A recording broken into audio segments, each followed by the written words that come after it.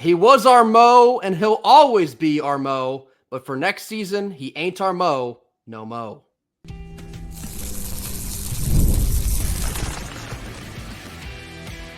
You are Locked On Wolfpack, your daily podcast on the NC State Wolfpack, part of the Locked On Podcast Network, your team every day. What's up, Wolfpack Nation? It's time to get locked in with Locked On. Thanks for making Locked On Wolfpack your first listen each and every day. We are free and available wherever you get your podcast and on YouTube, part of the Locked On Podcast Network, your team every day. Today's episode is brought to you by FanDuel. Make every moment more. Right now, new customers can get $150 in bonus bets guaranteed. That's right, $150 win or lose. Just visit FanDuel.com/lockedon to get started. Happy Thursday to all. As always, I'm Grayson Boone, joined by former Wolfpack defensive tackle Kenton Gibbs. Kenton, today we sadly bid farewell to our favorite Mo Diarra. And this was something that had scared me a bit the last couple of weeks when it was announced. Yeah.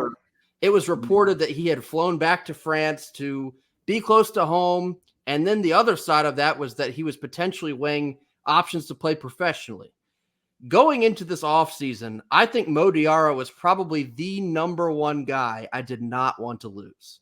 What he meant to this postseason run was so far beyond comprehension. You felt like this guy had to come back next year because he seemingly found his peak potential there in the postseason. Just an absolute rebounding machine, and how that changed the dynamic of our team. He also picked it up a couple notches on defense as well. And so we finally got what we thought we would get out of Mo Diarra at the perfect time. And so for him to sort of reach his peak here, you got excited about the prospects of him returning because a lot of the other guys that still have eligibility are doing that. But Kenton, on Wednesday afternoon, Mo Diarra announced his decision. He will be pursuing his professional options by entering his name in the NBA draft. Yeah, I get it because he's an international player. He wasn't eligible to receive NIL and all that. Yeah. And I had told people before when I was talking about Maverick Rowan and Ted Capita years ago when I was writing for The Technician, if players have the opportunity to get paid, we will see less players who either are not ready or whose stock could receive a significant boost leaving early.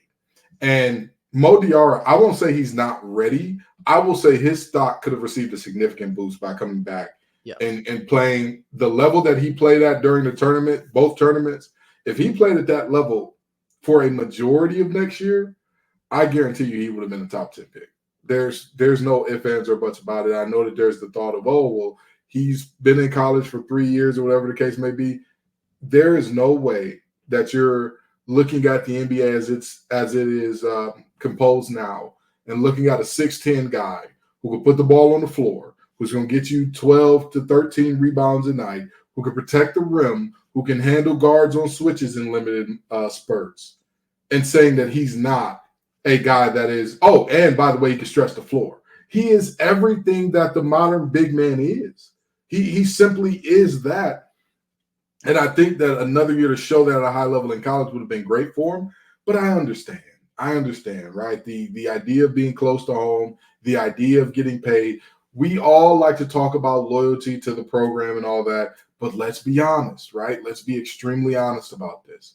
If your job told you that you weren't going to get paid next week, how would you react, right? Like that's the reality. So, we wish Mo the best. We really and truly do. Because this is a young man that, again, without him playing the way that he played in the tournament, we don't win those 9 games in a row. We just don't.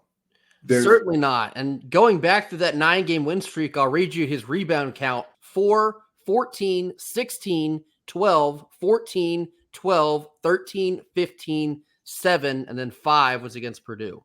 That's an insane run. And not only is it an insane run, it's a record-breaking run. He had the most rebounds in the history of a single ACC tournament. Now, whether or not you would respect that and give it its proper weight, it's just a factual statement that nobody has cleaned the glass like him in the ACC tournament. That's just true. And we've seen the Armando Baycots and Psycho T's of the world and all that, and yet he's the guy with the record. That's just a factual statement. And you could say, well, it's from volume because he had to play more games and all that.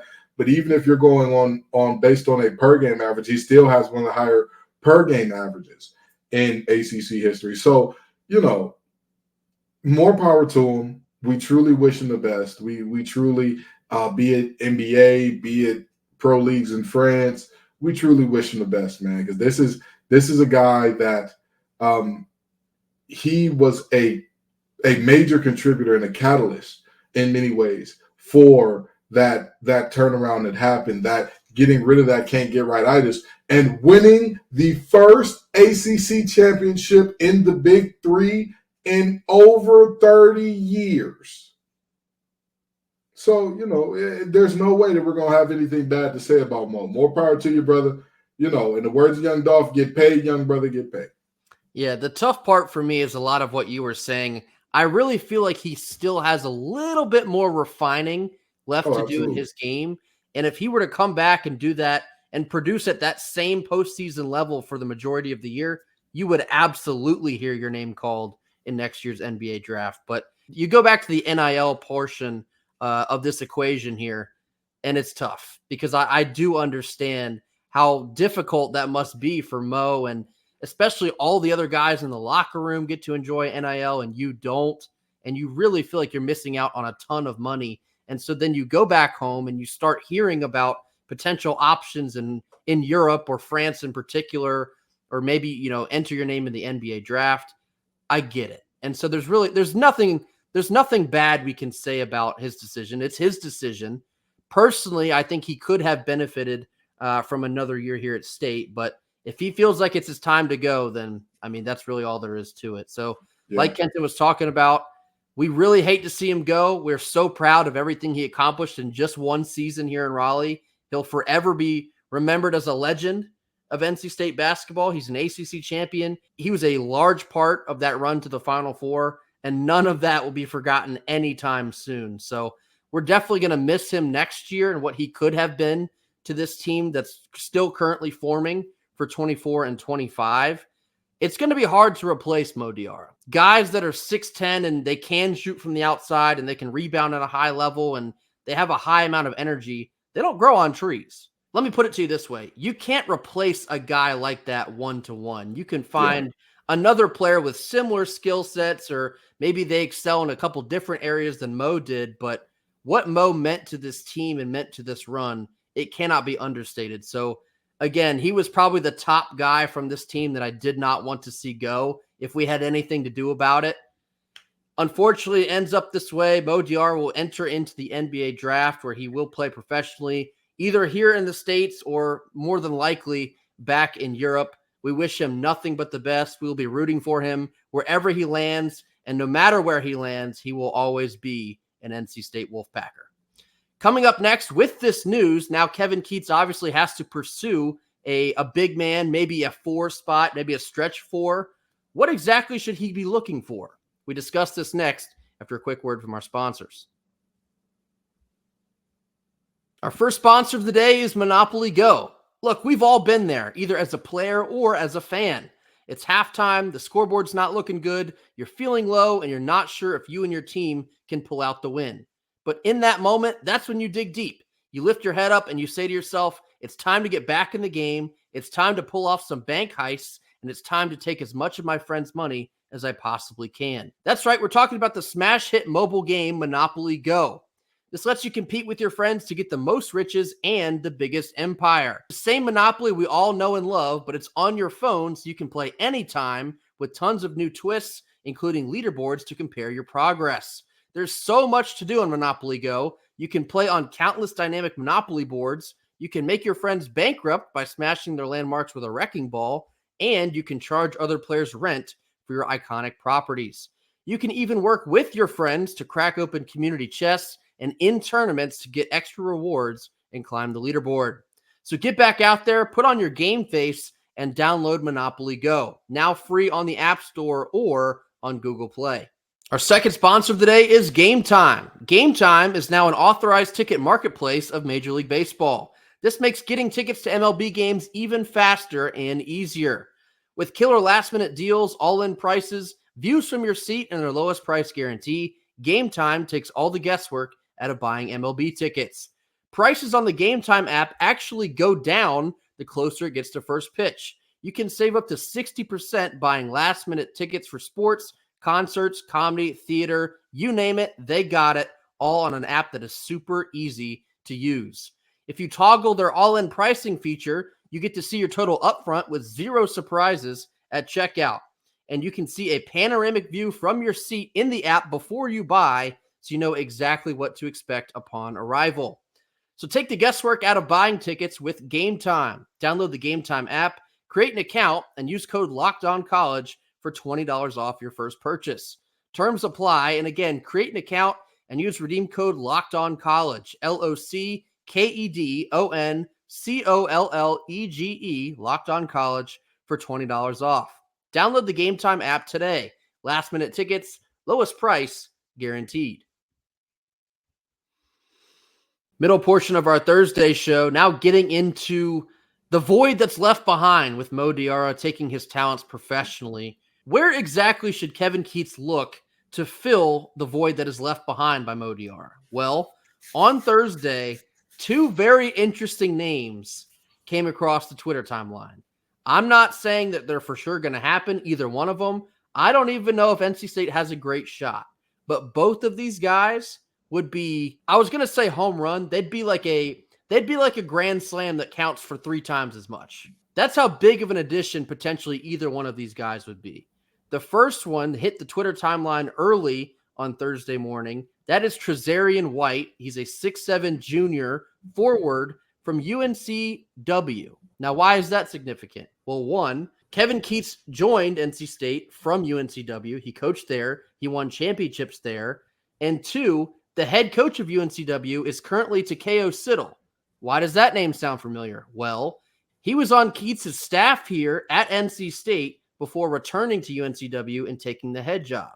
You talk about networking. You talk about having the hookup. You talk about having an inside man.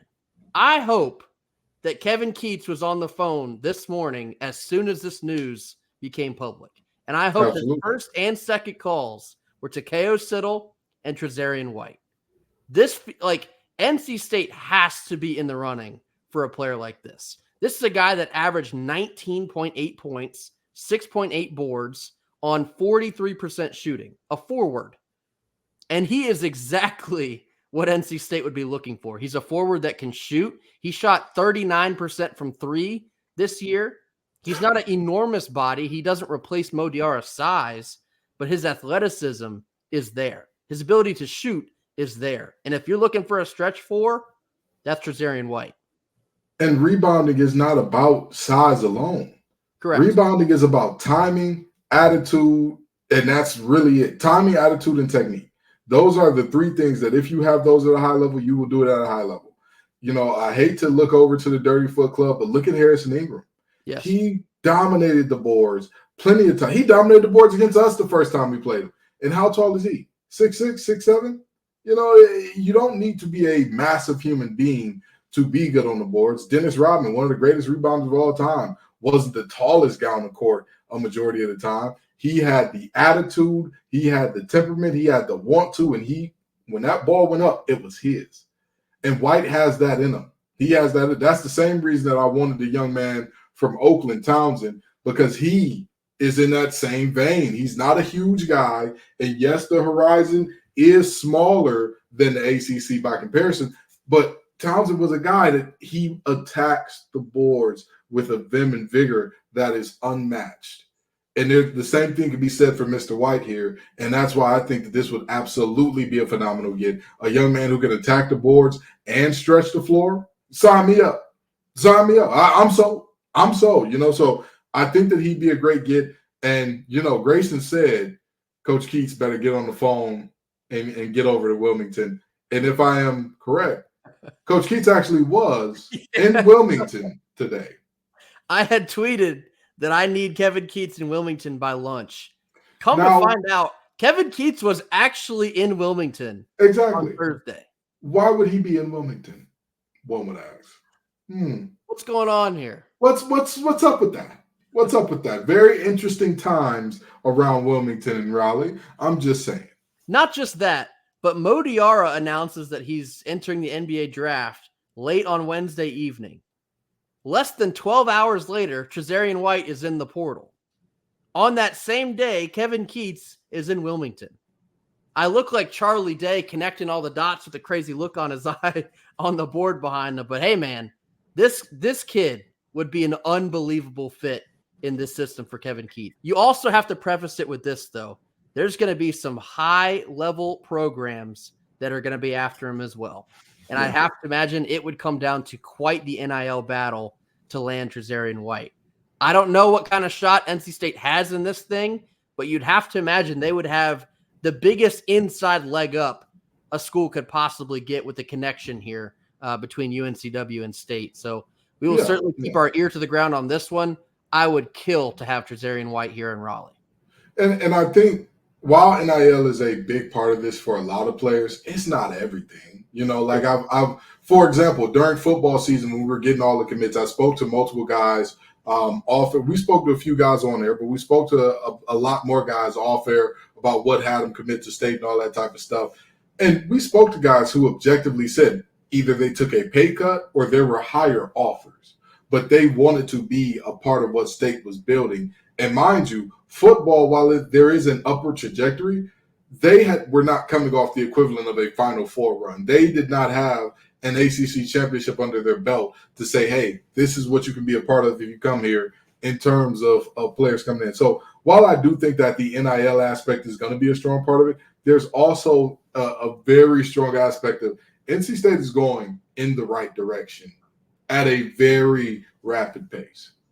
The second name I want to discuss, Miami forward Norchad Omier, also jumped in the portal on Thursday. Again, here's your preface. I don't know what kind of shot NC State will have at Omier. With all that being said, this would be an unbelievable addition to the NC State Wolfpack.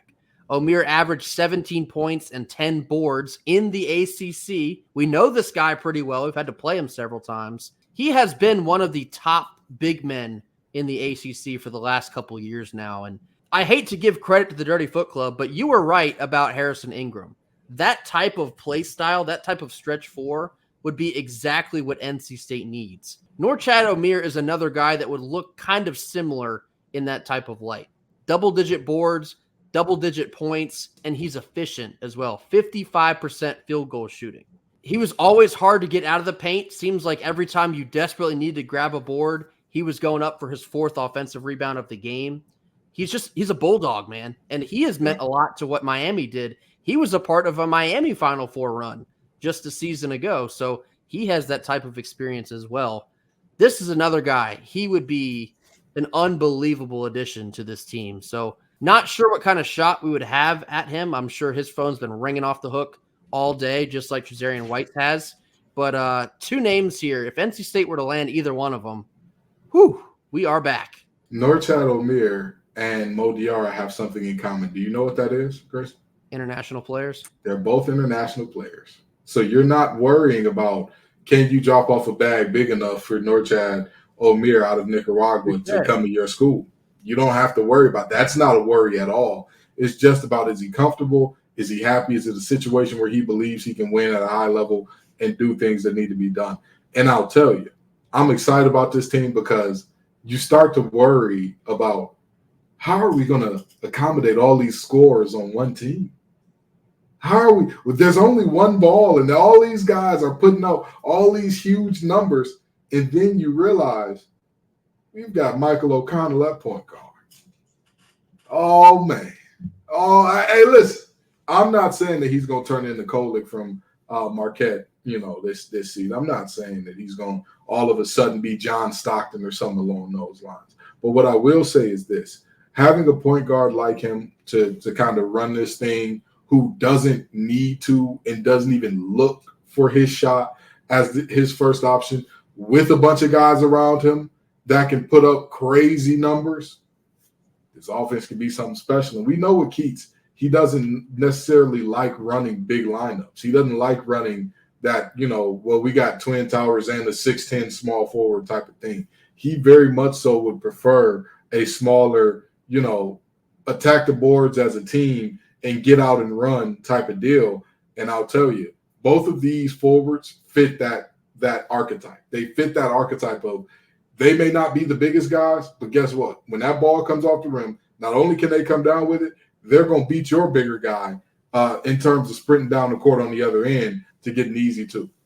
And that leads directly into my last couple comments here. It's about the archetype. And I think you're right about the archetype. And Kevin Keatts, he does like to play around with smaller guard-oriented lineups at times. And both White and Omier stand at only 6'7". You're losing Mo Diarra, who stood at 6'10", but Mo Diarra was not a 5.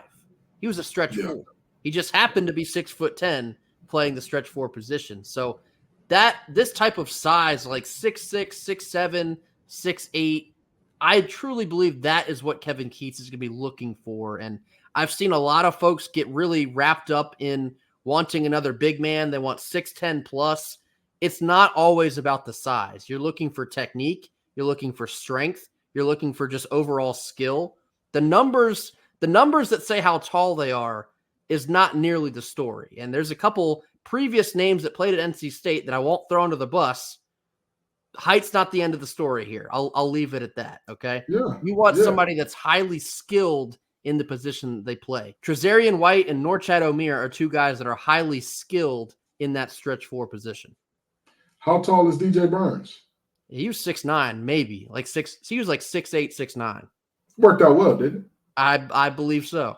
I'm just saying, there's as the old saying goes, it's not about the size of the dog in the fight. It's the size of the fight in the dog. And these two got a lot of fight in them when that ball is coming off the rim. That's what I like to see. So I think we'll be just fine with either one of them or both.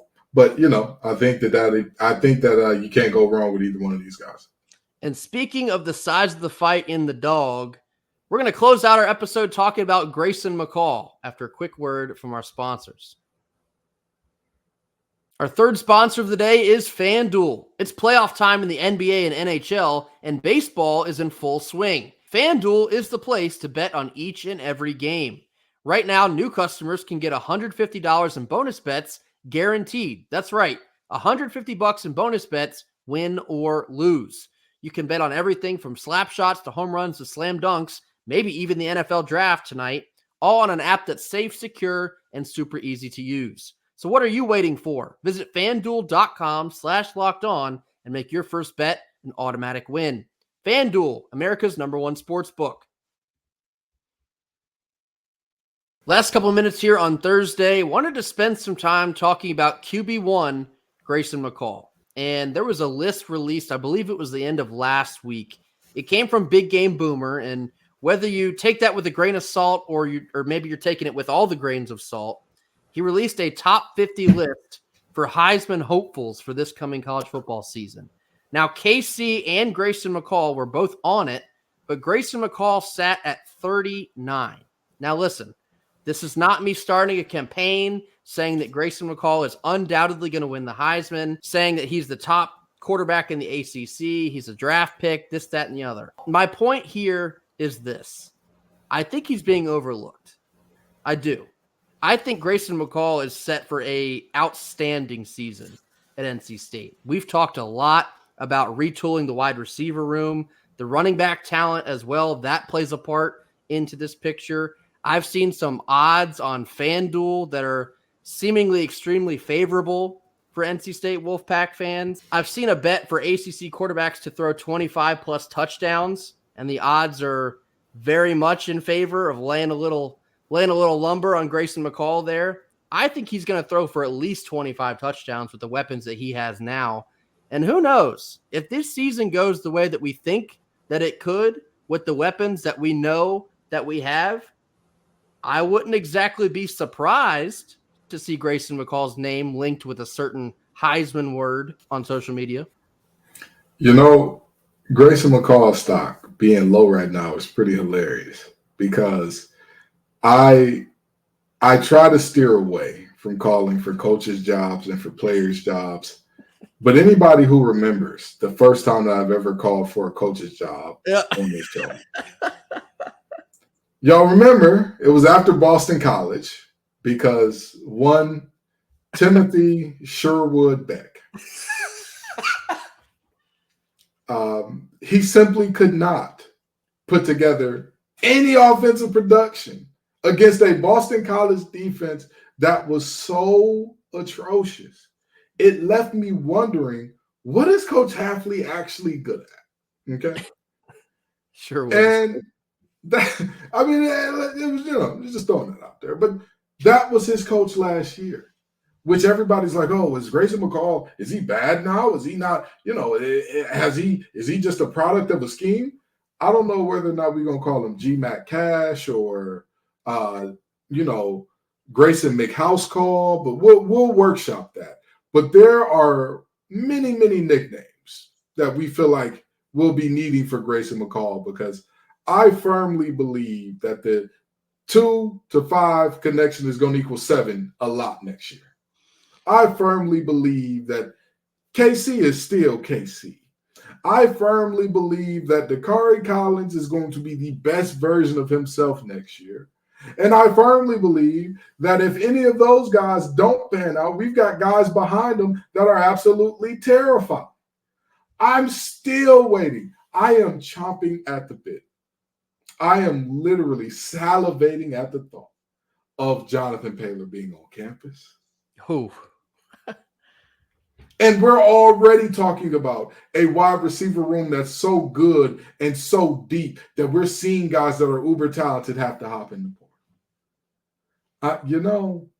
Grayson McCall's stock may be low now, but I'll tell you what, so was Apple stock at one point in time. So was Amazon stock at one point in time. I'm going to tell you right now, load up and ride it all the way to Charlotte, ride it all the way to New York, ride it all the way to potentially some playoff football being played right here in Raleigh, North Carolina. Listen, again, this is not me saying that he's going to win the Heisman or maybe he'll even be a finalist. However, think about the season. You think about where we're trying to get. If we are sitting in the ACC championship game and we have a good chance to make it to the CFP, I'd find it hard to believe that that means Grayson McCall didn't have a great season. And if he does have a great season and your team is at that level, I'd also find it hard to believe that his name is not getting at least mentioned for a trip to New York. In years past, we've talked about Ryan Finley and Devin Leary and Jalen Samuels potentially, guys like that. Maybe a little bit serious, maybe a little bit in jest. I truly think Grayson McCall could be in the mix by the time late October, early November rolls around. That type of season, I think, is very much on the table for McCall. And this offense as well. You talk about Robert and I as well. What more could you want in bringing in the amount of talent that we did? What more could you possibly dream of as far as running back room, a wide receiver room, and a skilled, talented veteran quarterback to deliver the rock? Grayson McCall's not a guy that's going to blow you away with his arm strength, but he's experienced. He's smart with the football. He makes good decisions. He can make all the throws that he needs to make. If these weapons are who they say they are, or they are who we believe them to be, the numbers can go up very quickly. And I'm talking quick, fast, and in a hurry, because think about our home schedule. It's a little bit soft this year. If Grayson McCall puts up numbers, I'm telling you, I'm just telling you now, you could see his name start floating around a certain race at the end of the year, a certain race that gets you a trip up to the great New York City. I'll tell you this, okay? In terms of play calling, it's night and day from where he was to where he's going. And his previous coach before Beck was known as one of those crazy offensive minds that was like, oh my God, he's a freak of nature. He's working this thing out. He's going to call these plays that put everybody in just the position to be in. And look what happened.